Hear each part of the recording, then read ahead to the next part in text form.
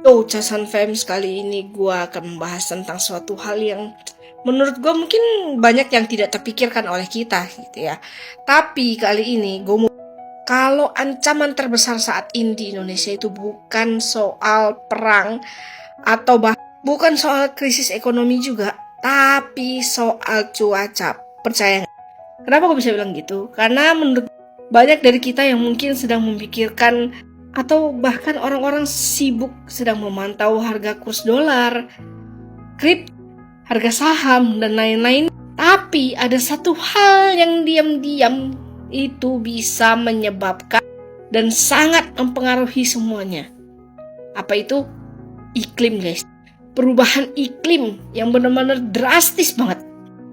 Lembaga cuaca dunia aja memperkirakan akan ada fenomena El Nino yang akan berpotensi kembali dan muncul, bahkan memicu cuaca akan lebih ekstrim di berbagai negara Asia, termasuk di Indonesia.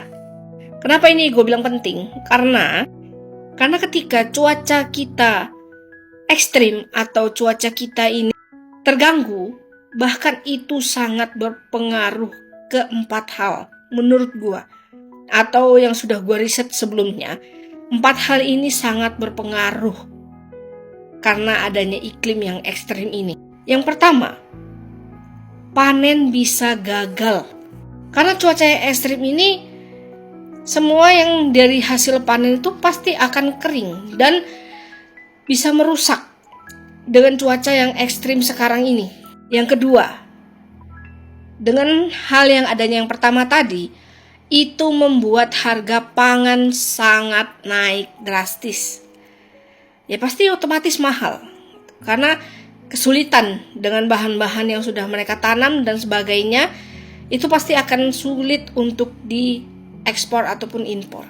Ketiga, daya masyarakat untuk membelinya itu pasti akan turun. Yang terakhir, yang keempat, bahkan investasi dan bisnis itu pun akan ikut dampaknya.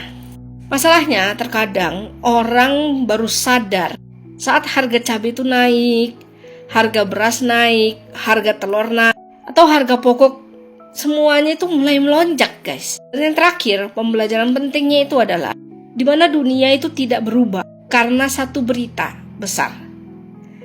Yang kedua, dunia itu banyak berubah karena banyak sinyal-sinyal yang kecil yang sering diabaikan. Orang mungkin bisa melihat apa yang terjadi hari ini. Ada juga orang yang siap untuk menerima berita atau hal lainnya di hari esok, yang terjadi besok. Sekian gue sharing hari ini.